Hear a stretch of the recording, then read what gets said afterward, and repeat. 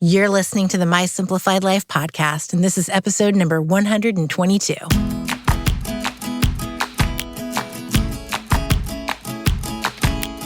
Welcome to the My Simplified Life podcast, a place where you will learn that your past and even your present don't define your future. Regardless of what stage of life you're in, I want you to feel inspired and encouraged to pursue your dreams, simplify your life, and start taking action today. I'm your host, Michelle Glogovac, and I'm excited to share my stories and life lessons with you while taking you on my own journey. This is My Simplified Life.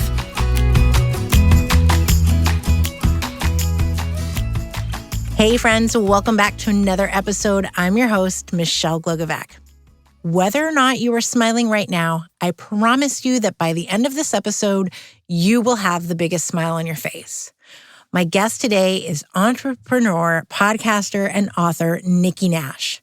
She's the creator of Market Your Genius and has all of the answers when it comes to knowing how to get what you are a genius at out into the world and the best ways to market it. Nikki has an extensive corporate background, and you will be amazed when she casually name drops some of the corporations she's worked for. She decided she wanted to live closer to family and ultimately work for herself. She's taking us on the journey that not only led her down this path, but how she launched her business. We're chatting about how having a corporate background, even if it's in the same industry as your business is still very different and a totally unique experience with a steep learning curve, and what her biggest struggles that her clients have to overcome. Nikki is such a wealth of knowledge and one of the happiest people I've ever met, so I know you're going to enjoy learning from her and hearing her story. Hello, Nikki. Oh my gosh, Michelle, I am so excited to be here. I don't know if I'm more excited or you're more excited.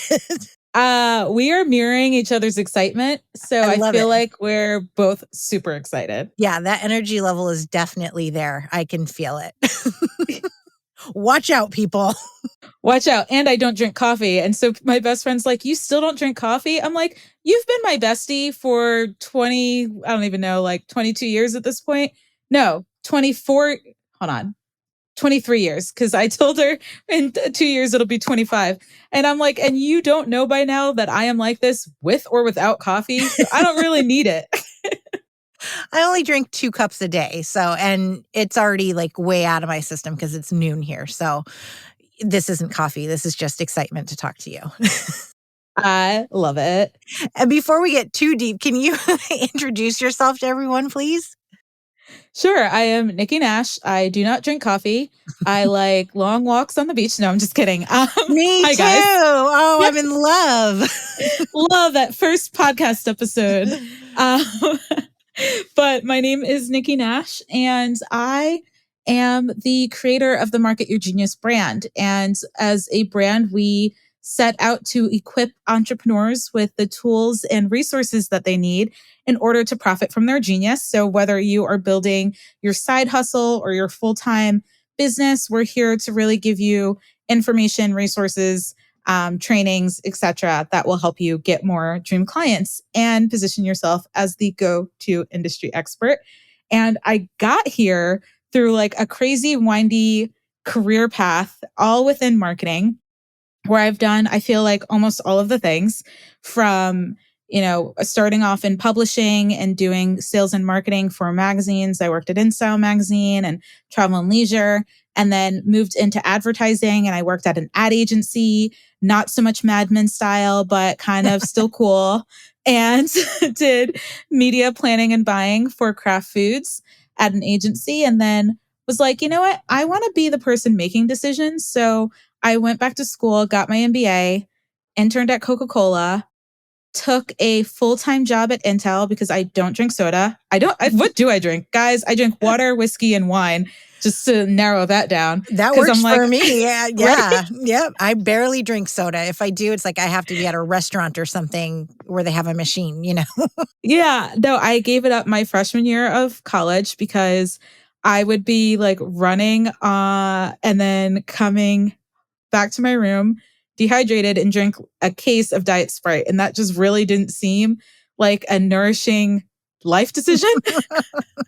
So I just gave it up cold turkey. I was like, I can't just drink a soda. I would binge drink. So I went cold turkey. So X-nay on the soda. So I'm like, I probably shouldn't work at a soda company because then I'm just surrounded by soda. So or a beverage brand that happens to have soda. But it was all around. So I took a really cool job at Intel, doing digital marketing, and got to do some crazy cool things at the time, and left because I found out ovarian cancer ran in my family, and my aunt was diagnosed with ovarian cancer, and my mom had the gene, or still has the gene. And I decided I wanted to move back east. I was living on the West Coast. I wanted to move east, and I took a job as head of marketing at a tech startup and learned a whole bunch of stuff, and ultimately left there to start what is now Market Your Genius. We have come full circle. And yeah, and really take what I've learned throughout my career and in building my own business and brand to help entrepreneurs. And then when it makes sense to bring that knowledge back into the corporate world with corporate clients as well. I love that. And so you moved back home to be closer to family. Is that right? I did. Yeah. I did. That's amazing that you were able to do that. And you just name dropped a bunch of big companies for anyone who missed all of that. I was like, I did a 2-year consulting contract gig with Louis Vuitton, Moet Hennessy. Just them. Just them. I hope you got did some all shoes. sorts of things. Right. You know what's funny is everybody's like, "Ooh, did you get like Louis bags and stuff?" And I'm like, no, because it's like I don't even know what you have to do in order for somebody to just give you one of those bags. But you sure as heck weren't getting them in my role.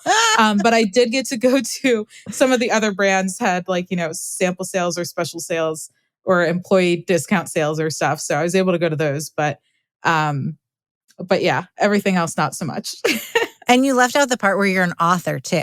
Oh my God, I did. And a podcast host. A podcast host. I am the worst at talking about myself, guys. So yeah, I wrote. You need to take your own advice and market your genius. Market your genius. Jesus, Nick, get it together. I'm the same way. I'm great at pumping up clients. And then when it comes to me, I'm like, oh yeah, I did that. You know, it's funny. It's like, I have not had kids, but I have, pretty much all of my friends have kids. And they're like, I feel like you forget the pregnancy, and it's probably intentional so that you'll have another kid. And I'm like, I feel like I forget the book writing process, probably intentionally so that I'll do it again. And so I'm like, oh yeah, I did do that thing. So I have a book called Market Your Genius. It was published by Hay House. Shout out to my publisher, whom I love. And I also have a podcast also called Market Your Genius. And it's all about helping kick butt women entrepreneurs turn their knowledge, experiences, stories, passions, all of that into profitable businesses. And so how does one do that? Oh my gosh, that is like, girl, how much time do we have? I will give you the simplified version, which that's what we're all about. Yes, a ridiculous amount of trial and error. Like, I feel as though someone lied to me when they told me that they had the step-by-step guide to getting to 6 figures. And maybe they weren't really lying to me, but I think whether somebody tells you to do a webinar or to live launch or to do a challenge or to be on Instagram or YouTube or whatever the heck it is, that seems like the cool, sexy way to get clients nowadays. Here is the thing, like the thing that actually works.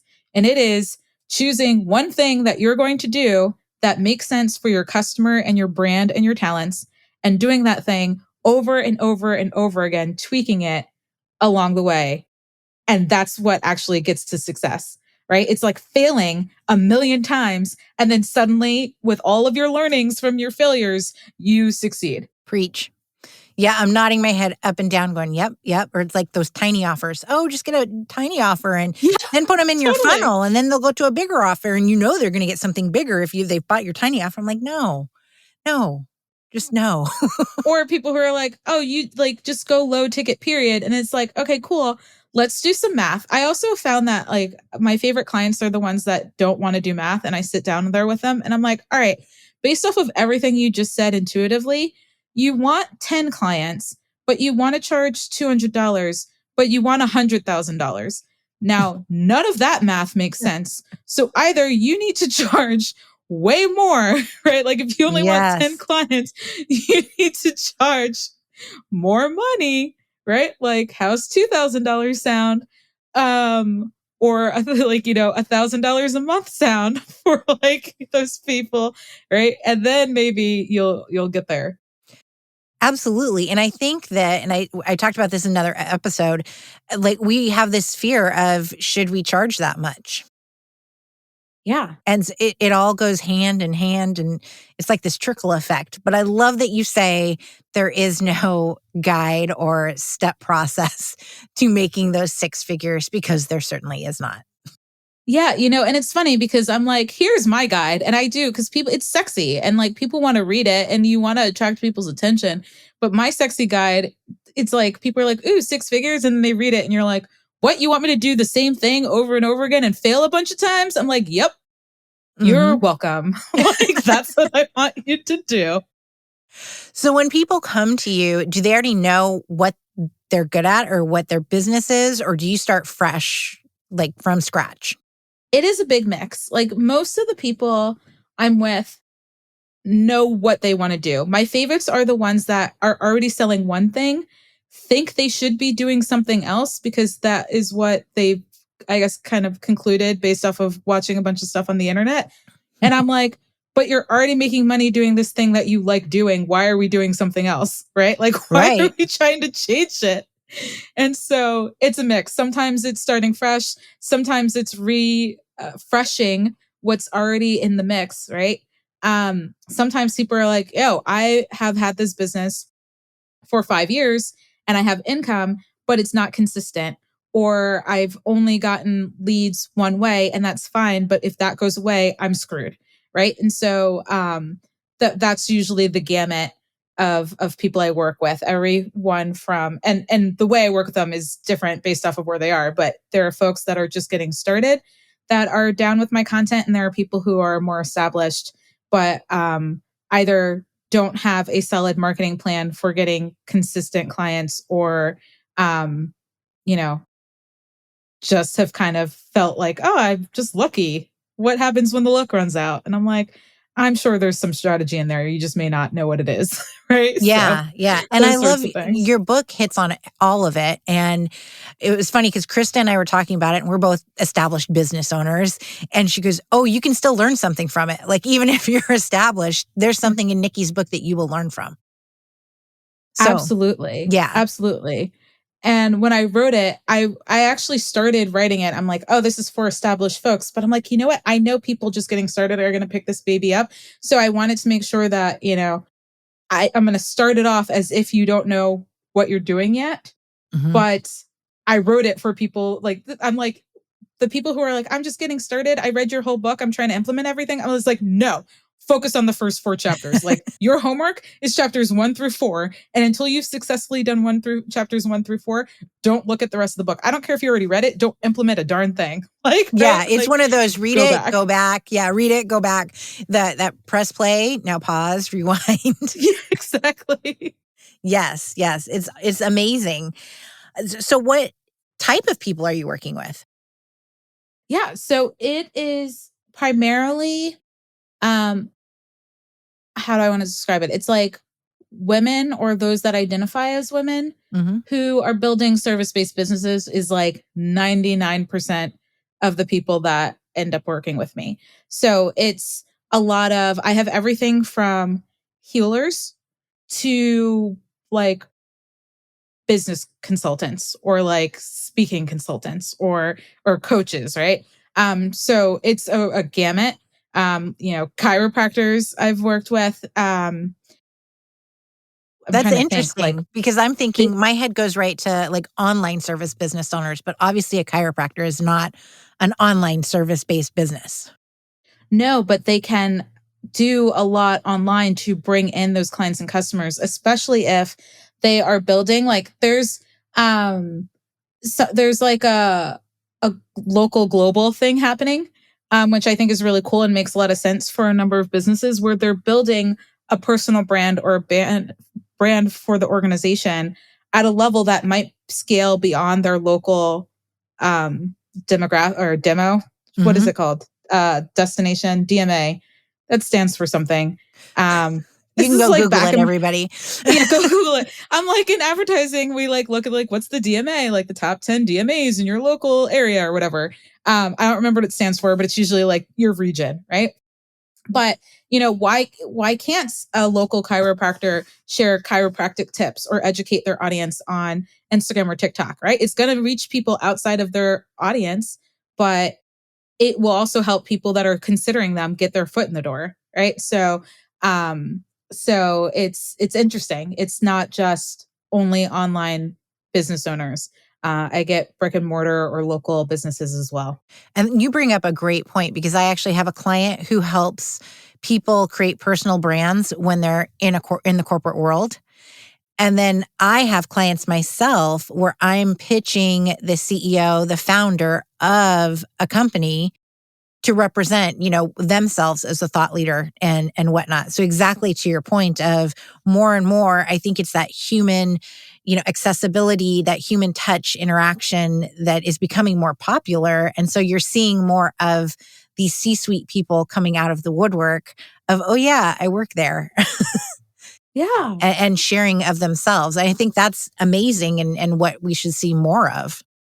Absolutely. And one of the things that I feel like was a big lie about online businesses, I'm not going to, a lie is a little bit melodramatic. I'm going to call it a myth, right? Is that, building an online business means you have to try to tap into the whole world, right? When people are Mhm. like, you can have clients everywhere. Yeah, I could have clients everywhere, but why not start locally? Like, even if I'm promoting myself online, why not go to my local area, my local business organizations and groups and meet people initially, get momentum, get clients? And I think, I've had clients where we start talking and they're like, yeah, I want to build this online business. I'm like, great.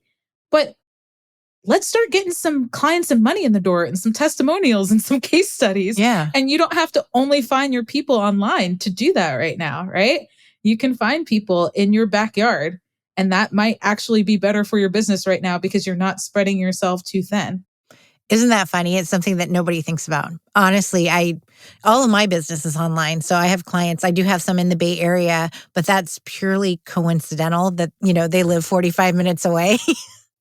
um, Yeah. but yeah, and I think that with the pandemic too, that's kind of shut things down from a perspective of I'm going to go, knock on doors and, go to the local chamber of commerce meeting and stuff like that. But yeah, there's no reason why you couldn't just start locally instead of Yeah. online and globally. Right. Or you start online. Like I have had clients where I say, we're building your online strategy. But real talk, what the tactics and strategies that I put in place online weren't overnight wins for client generation. Right. Some of those things took 3 months, some took 6 months, some took 12 months, some took 2 years for me to figure out and get it to work. Right. And so it for people who don't have that sort of time, I'm like, pick up the phone and ask people for referrals. Mhm. Go to your local event. Even now, my local like organizations do virtual events for local people. And then what happens is if you really vibe with someone, you can decide if you're comfortable meeting that one person in real life, Right. For right? coffee, for lunch. Yeah. Exactly. There's some It's sort all of just normalcy we're relationship getting back building. to. Yes. Yeah. I think so often people forget the relationship part and the networking and just putting yourself out there. We need to be more like my kids on the playground. We're like, hey, I'm Michelle. You look cool. Do you want to play? you know, yeah, let's go play. Cool, new friend. We forget that somewhere along the line of adulthood. And especially in businesses, put yourself out there and people will reciprocate. I can't tell you how many times people forget that this is about relationship building. And I say to folks sometimes, you are acting as if your prospects are inanimate objects, or you're getting mad at them because they didn't buy, like something's wrong with them, right? Hmm. Like they Yeah. are a human being and a person. Why don't you get to know them? Why don't you figure out why they didn't buy? Why don't you figure out what's going on in their life? Why don't you treat them with compassion and empathy? Why don't you like really say, "Hey, want to be my friend?" and get, or you don't have to literally say want to be my friend, but metaphorically, "Hey, can I get to know you? Can you be in my circle?" Of like understanding what you're dealing with and who you are, and you can build amazing business relationships with clients that way. And I'm not saying that you have to treat every client or prospective client like your best friend, but if you come at it from a place of, "Hey, I'm curious about what you do, what you're up to. Do you have this problem that I can help solve? No, what problems do you have? Maybe I know someone, even if it has nothing to do with me." All of those things are valuable and helpful. And I don't think they get enough credit or focus and attention. I absolutely agree. I think it can be as simple as go to their website, go stalk them a bit. I'm a big stalker fan. Read up on them so you don't go in cold either. It's done wonders for me where I've seen on LinkedIn that, someone's looking for someone to podcast pitch them. And I'll go behind the scenes and go Google them and, see what they're up to. And do I even like this person? And then I'll reach out and say, "Hey, I saw that there's this and you do this and you had this and there was this feature and this was really cool." And that's instantly they're like, "Oh, thanks for taking the time to actually put some effort into getting to know who I am." And then we connect and you're already on a deeper level than someone else who's like, "Oh, I do that for a living. Check me Yeah, out." Yeah. exactly. It's mind boggling how people treat it like it's rocket science. I mean, when things are new and foreign and different, it could be hard and it can rock your confidence. And oftentimes I hear from folks, "Oh, well, you had this illustrious career in marketing and you have an MBA. And so starting a business was naturally easy for you." No, did I have a brain and my brain has disempowering thoughts. So no, all of that was actually kind of irrelevant at the beginning. I did the same thing everybody did, and I stalked the internet and I got stuck researching, and then getting nowhere, just like a lot of other people, right? So And let's be it's honest, going from yeah. corporate to business owner couldn't be two further opposites. They're not the Yeah. same at all. They're not the same. And, I went from corporate and I worked at tech startup, and I did that because I thought it would help me understand, business better and building my own business better. But even that, what I really realized is that people in general, when they're entrepreneurs, learn what to do by doing. And so I can't wish, hope, follow somebody else's strategy, you know, my way into success right off the gate. Some people do see, and I did. My first month was amazing in my business. I made $5,000 the first week of business. That's not normal, No. but I didn't. Nope. And I was like, "I'm going to make $5,000 every week." That didn't happen at all. And so, it's really, you have to battle yourself, your thoughts, really figure out what works. Sometimes you do something and you have no idea what the heck you did that made it work. And it's a lot of kind of figuring it out. And I think that it's also finding people like yourself. Because I know when I started out, I've shared this before, it's almost embarrassing, but this woman I was working with was like, "You're charging $100 a month. You could charge $250 a month and get like 10 clients. Like, wouldn't that be amazing?" And I did the math and I'm like, "Not really. Like, this is a lot of work for $250. Like, $100 is ridiculously stupid." And, but if you're surrounded by people who don't understand simple math and how much money you need to actually survive, uh, it doesn't make sense. You need to find those people like yourself, like Krista, who bring you to elevate your thoughts around, "Oh, yeah, I should be charging this much. And I don't need 10 clients. I could have 5 clients and I'd be living great?" Yeah. And I encourage people all the time, folks are asking, "How much should I charge? How much should I charge?" And I'm like, so much goes into pricing. And it's even more, I don't want to say complicated, but intricate when you don't have a lot of expenses, like when you don't have a cost of goods sold because you're not selling a physical product, right? Mm-hmm. And so then it's kind of like, oh, well, it's practically I'm making all of the money. No, you're not. Like 3% at least automatically goes away if the person pays with a credit card. It doesn't directly deposit the money into your account, right? Mm-hmm. So like there's money gone from that. You have to pay taxes. Maybe you use Zoom. How much is Zoom costing you, right? Like Right. there are things that you have to take into consideration. How much does it cost? And what is the value that the other person is getting out of the offer? And is the price in alignment with the value where they feel like, wow, I feel like this price for this amazing piece of value is worth it. And that is a delicate dance that isn't necessarily like, oh, industry standard is, you make 50% markup on this product. And then after X amount of months, you discount it by X%. Like there's not that normal standard when you're selling your services or done for you services, coaching, consulting, Yeah, there's no rhyme or massage, reason. right? Like Yeah. there's so many things. And so you will hear a lot of stuff out there, but at the end of the day, you have to feel good and comfortable saying the price that you are going to say.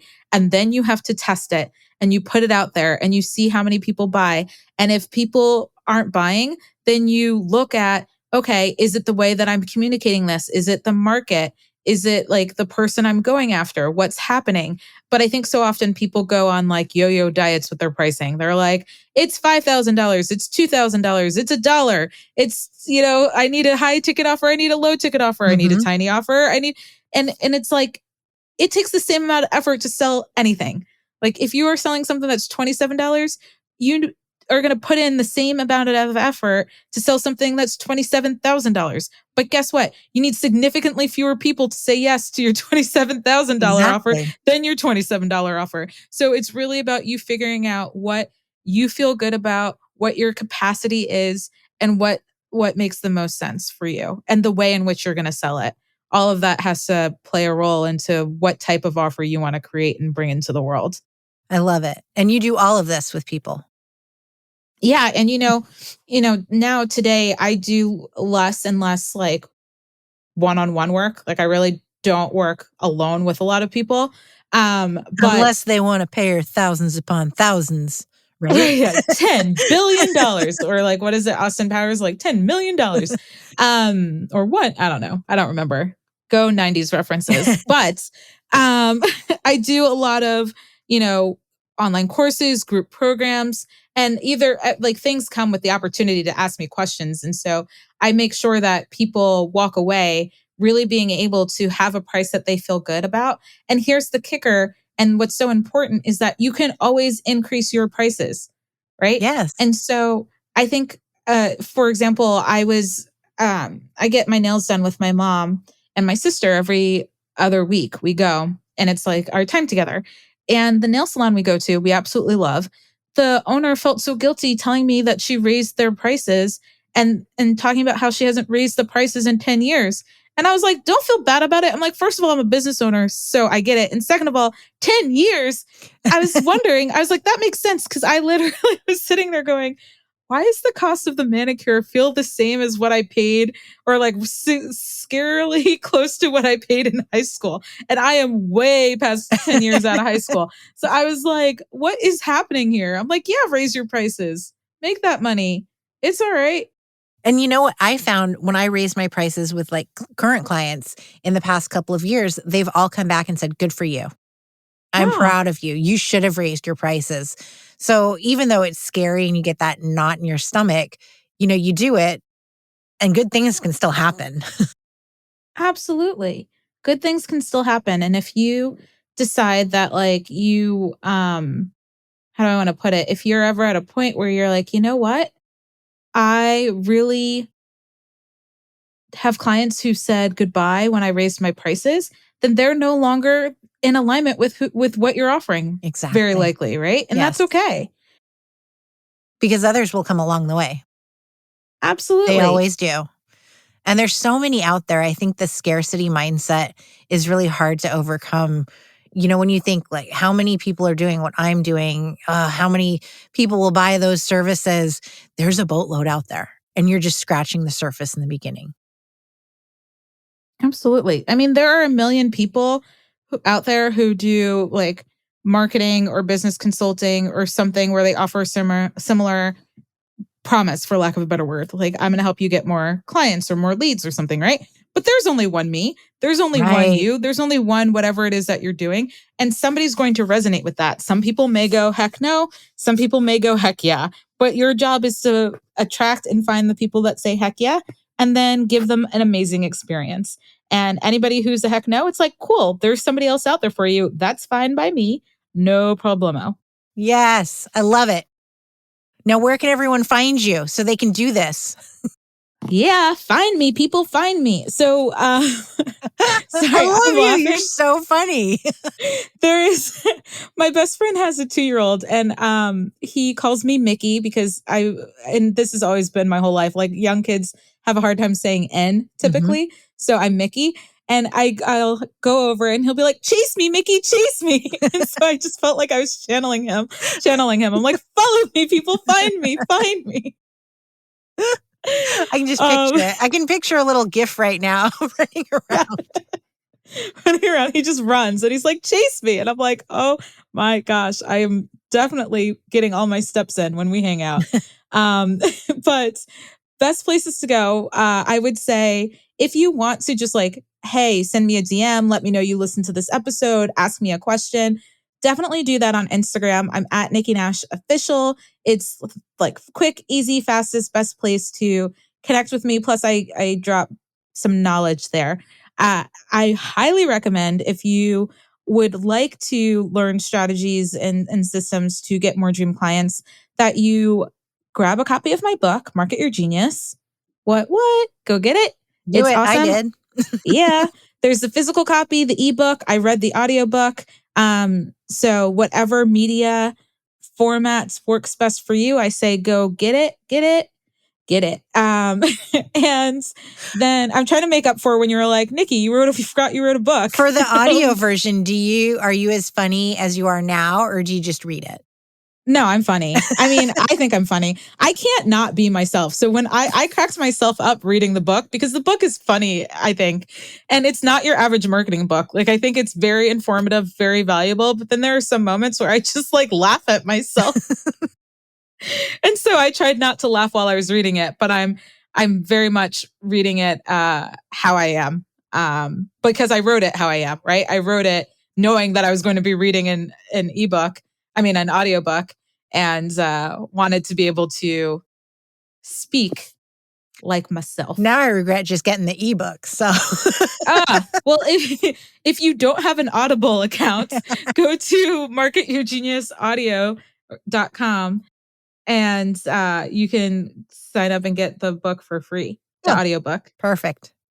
Yeah. So there's that. And then I also have a free masterclass in which I'm also very much the same.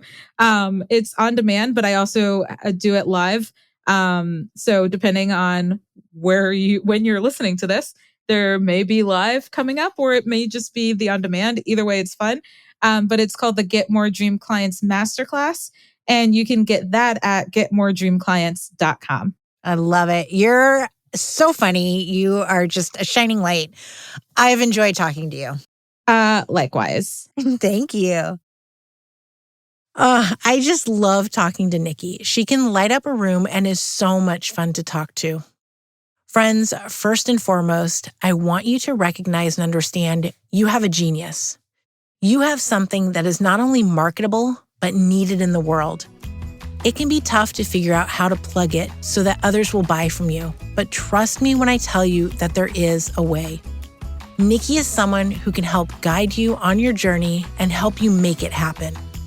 I know you can do it, so start believing in yourself as well.